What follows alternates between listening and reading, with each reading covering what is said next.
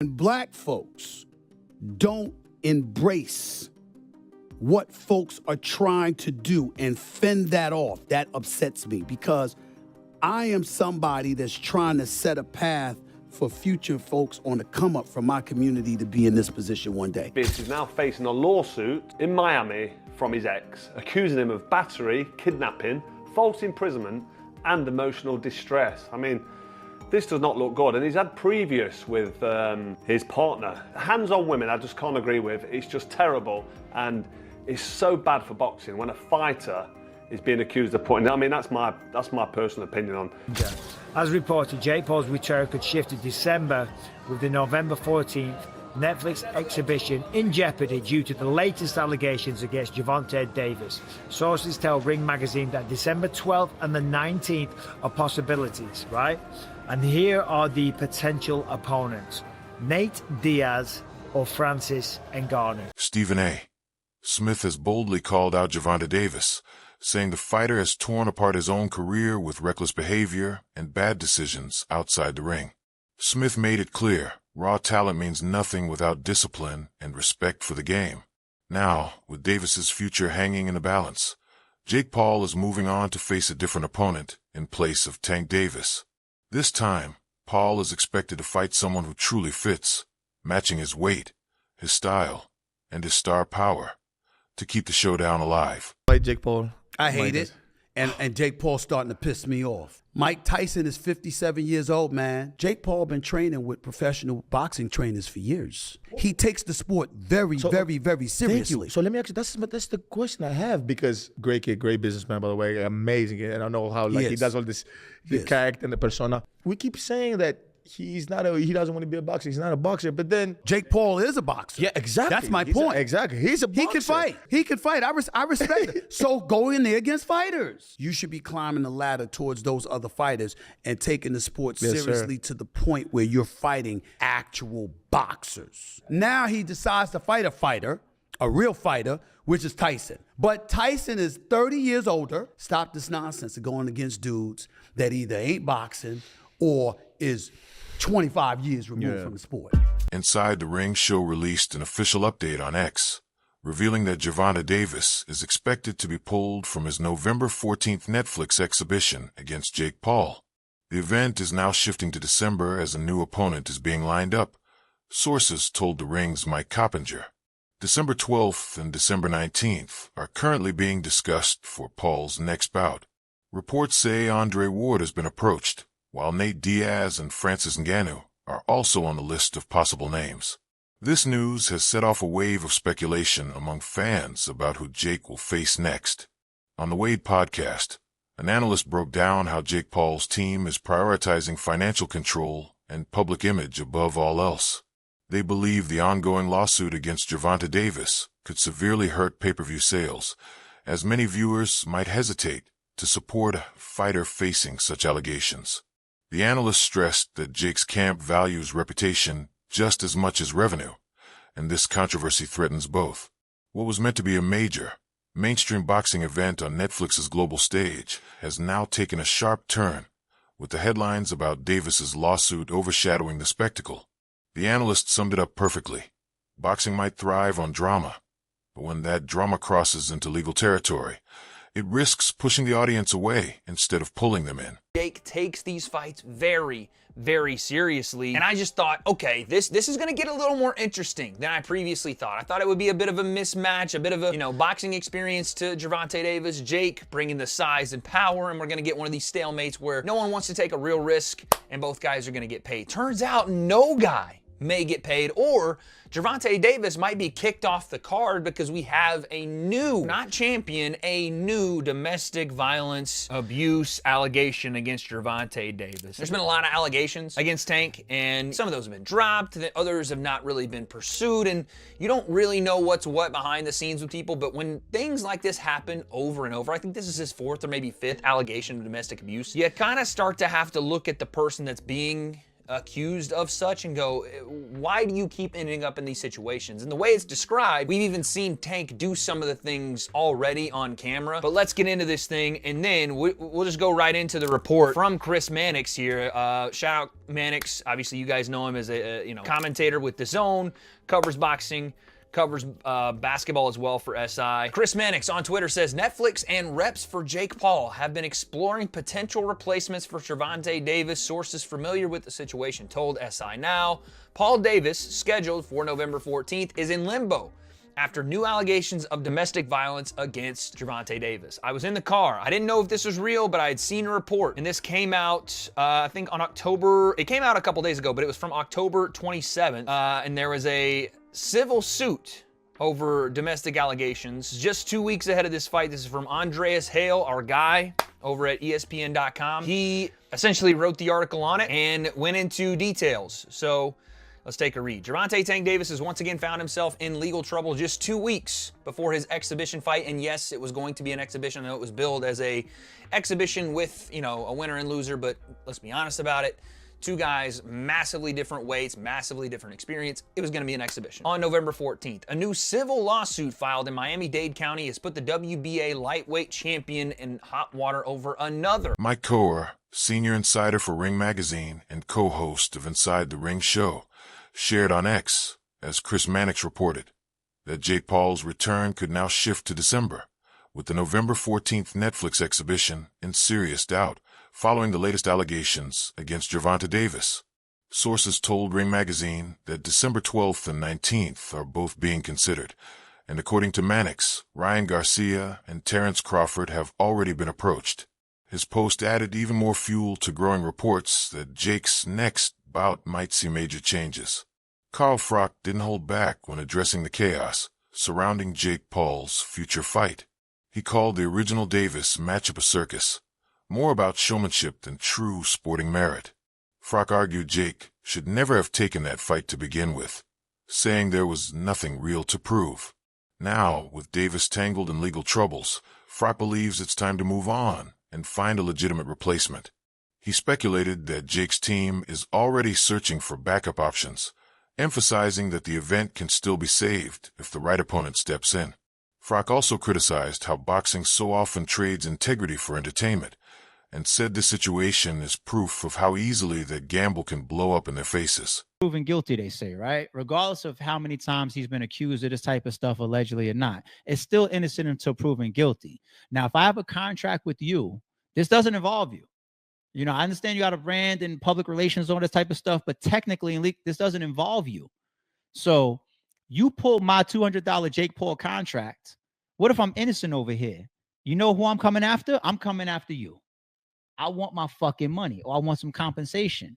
But these big companies, they be having stipulations and little clauses in their contracts that give them the ability to cancel contracts for all different types of. I used to have those in. Oscar de la Hoya stepped forward to shut down the swirling rumors that Ryan Garcia might replace Gervonta Davis. He made it clear those talks never happened, and if any real negotiations were in motion, he'd be the first to announce them himself. De La Hoya stressed that Ryan Garcia is focused on his own path right now, and fans shouldn't expect a surprise crossover fight with Jake Paul. His statement quickly silenced the growing speculation, reminding everyone in the boxing world that not every rumor deserves attention. And despite the buzz and fan curiosity, De La Hoya grounded expectations, firmly stating that, for now, nothing is in play. So I wake up to calls from reporters asking me about Jake Paul and Ryan Garcia. Let me just tell you why this fight is not going to happen. Ryan Garcia fights for DAZN, and Jake Paul fights on Netflix. I mean, that's pretty much the bottom line. Golden Boy has a contract with DAZN. Ryan Garcia has a contract with Golden Boy. And that's just the way it is. I mean, this is business. Ryan Garcia's probably going to go on a rant saying, oh, you're keeping me from making money and this and that and fighting. No, you have to go by the law, by the rules. You have a contract with DAZN. You have a contract with Golden Boy. It just doesn't happen that way. So anyway, until next time, we'll see you Saturday for Virgil Ortiz. But again, Ryan Garcia's next fight will be announced. Commentators have pointed out that this isn't Gervonta Davis's first encounter with controversy. Earlier this year, he faced accusations of mistreatment from the mother of his children, a case that was eventually dismissed but still left a mark on his reputation. Now, with another ex-girlfriend filing a lawsuit, many believe Davis needs to take a hard look at his behavior. Analysts have stressed that fame and success mean nothing if a fighter can't control what happens outside the ring. These recurring allegations have cast serious doubt on his discipline and professionalism, threatening to overshadow his entire boxing career. Some even suggest his team must step in now to help him refocus, regain control, and protect the legacy he's worked so hard to build before it all comes crashing down. Happened, the Paul camp still thought Tank is a big enough name regardless of his previous result to go ahead with this bout. But just as they were going to announce this fight initially, DV allegations dropped. Tank was arrested and it was once again put in doubt. A week later, they announced the event. So that kind of brings us to today. This event hasn't been smooth sailing so far, and it was almost destined that there would end up being a few more bumps in the road before we actually saw the two facing off. And about as big of a bump as you could really get has now hit the promotion. A civil suit has been filed against Tank, in which his ex-girlfriend accuses him of aggravated battery, false imprisonment, kidnapping, and intentional infliction of emotional distress. So reported by ESPN that a report has been filed additionally with the Miami Gardens Police Department last Tuesday. However, as I'm recording this, there's yet to be any criminal charges. These alleged incidents happened last month, which was after the announcement of the fight. You would think if you're Tank on the verge of the biggest payday he's ever gotten, he would be doing anything to stay out of trouble, yet he continues to find himself in negative situations again and again. But in saying all of this, everything at the moment is very much alleged, and I'm not really here to talk about the validity of these claims. What I am here to talk about though is the impact this might have on the boxing event in a couple weeks' time. Now, Tank vs Paul, love or hate the idea of it, was destined one of the most viewed fights of the year. Although there are rumors of there being poor ticket sales, the at-home audience that was Courtney Rosel's lawsuit against Gervonta Davis, filed in Miami-Dade County, paints a deeply troubling picture. It accuses him of attacking her at her workplace, with allegations of battery, false imprisonment, and emotional distress. The timing of the lawsuit, just weeks before Davis's scheduled fight with Jake Paul, has stirred major debate across the boxing world. Some analysts are questioning why the case surfaced now, speculating that it might have been time to derail his biggest event yet. Others defend the timing, noting that victims often delay speaking out because of fear or pressure. Commentators have even drawn comparisons to figures like Mike Tyson, suggesting that the same intensity that fuels dominance inside the ring can sometimes spill out destructively beyond it.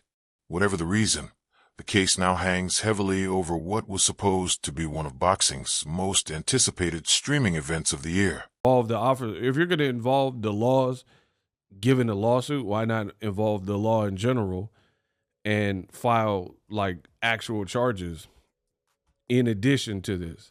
So again, I'm not her. I don't understand that angle of it, because it's like we want him to be held accountable in front of the public, but there's no criminal charges, which is weird, in a situation like that. At least to me, it seems like you would have criminal charges or some kind of restraining order. Now, I don't know. It's not my case to fight or defend. We have to see what comes. I have mixed feelings about these situations because on one angle, we do see boxers throughout history who have been involved with like temper issues or anger management issues and DV in domestic situations. We've seen that. And I'm talking about all types of fighters, right? Even the great Mike Tyson, I don't believe the story, but again, I don't want to get too distracted on my opinion. But he did prison time for allegedly to a female, right? So on one angle, we've heard that. But then on the other angle, you got people who sue left and right, and sometimes even females, right? Where people are looking to turn a pretty penny. And what happens is sometimes in these celebrity situations, Maybe it's true. Maybe it's not. I got to see more. You know, it has to go to trial or whatever, see what evidence comes out. Again, this is not really for me to judge. I'm not the judge, the jury. I'm not a cop. Michael Bisping didn't hide his frustration at the idea of Jake Paul stepping into the ring with Francis Ngannou as a possible replacement fight. The former UFC champion called the matchup ridiculous, pointing out Ngannou's massive power and size advantage. He argued that while Jake has improved as a boxer, he's nowhere near ready to face someone like Ngannou, who could simply overpower him. Instead, Bisping pitched Nate Diaz as the smarter, more balanced option, a fight that offers star power and genuine competition without feeling like a mismatch. His take echoed what many fans are saying. They want Jake Paul's fights to be thrilling, yes, but also realistic and rooted in fair athletic challenge.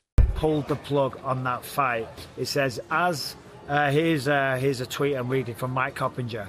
As reported, Jake Paul's return could shift to December with the November 14th Netflix exhibition in jeopardy due to the latest allegations against Gervonta Davis. Sources tell Ring Magazine that December 12th and the 19th are possibilities, right?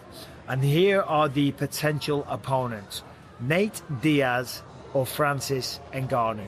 Now listen, we know that Jake Paul has been out there and he's typically taking on people that are way older than him, like Mike Tyson, who's 58, Anderson Silva, who was way past his prime, people like Nate Diaz, who were way smaller. A panel of analysts debated whether the lawsuit against Gervonta Davis is genuine or a calculated move. They stressed that everything hinges on evidence, saying Rosel's case needs solid, undeniable proof to carry real weight. The timing, coming just as Davis approaches his biggest fight and biggest payday, has fueled skepticism. Still, several experts urged caution, reminding the public not to jump to conclusions until every fact is verified. They acknowledged that while false accusations do occur, dismissing a claim too quickly can be just as unjust. In the end, the panel agreed that both sides deserve fair and careful examination. Yet they admitted, the situation has already clouded how the public sees Davis and his future in the sport. Or she got trash-ass lawyers, and he did all of this shit, and they got all the evidence in the world. They're like, yeah, we just gonna ask for $50K. We ain't gonna ask for nothing more than that. Something gotta give, bro. Okay? Something gotta give, fam. So, there's that part of it. And for the Tank Davis side, listen, dog, whether you did it or not, if that's all it takes to make this shit go away, so you can go on with your life and go on with your career, I'd consider doing it from a business perspective, right? And just saying, look, man, you asked for how much, man? Here go 100. Shut up, issue an apology.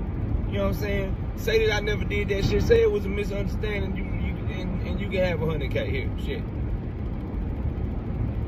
That's the business side to make this shit go away and keep it moving. But the man in me, right? The pride is the wrong word. The integrity in me says, if you didn't do this shit, fight tooth and nail, and don't give a shit, right? So there's that, right? It's just, again, not saying guilty or innocent. Y'all know when shit like this happen, I like to wait on all the facts to come out. Damn, this shit seeming very, very suspect, bro. Very weird. But now let's get to the potential opponent. So nothing from MVP has came out to say this fight has been canceled. As a matter of fact, they were still promoting this shit yesterday on their socials or whatever. Nothing from Tank's side that said this shit is canceled. Nothing from Netflix saying this is canceled. So for all intents and purposes, these are rumors started by Chris Mannix. So Jake Paul's team has decided to conduct their own internal review into the allegations surrounding Gervonta Davis. The move shows they're treating the situation with real seriousness, putting legal caution and brand reputation above all else. Reports say Paul's representatives have been in close contact with their promotional and legal partners to figure out the smartest next step. Depending on what their review uncovers, the team might delay the event, move it to December, or replace Davis altogether. Their statement reflects Paul's growth, from a flashy entertainer to a promoter who understands that controversy can cost both credibility and business. With Netflix in the mix and millions at stake, Jake's camp is moving carefully, determined to protect not just the event's integrity, but also their star's public image. And from the even contractual side, you got to look at it from Gervonta Tank Davis. You know, it's innocent until proven guilty, they say, right? Regardless of how many times he's been accused of this type of stuff, allegedly or not, it's still innocent until proven guilty. Now, if I have a contract with you, this doesn't involve you. You know, I understand you got a brand and public relations, all this type of stuff, but technically, this doesn't involve you. So you pulled my $200 Jake Paul contract. What if I'm innocent over here? You know who I'm coming after? I'm coming after you. I want my fucking money, or I want some compensation. But these big companies, they be having stipulations and little clauses in their contracts that give them. That's it for today's video. Thanks for watching and staying with us till the end. Stay tuned, because things are only getting more intense. Until next time.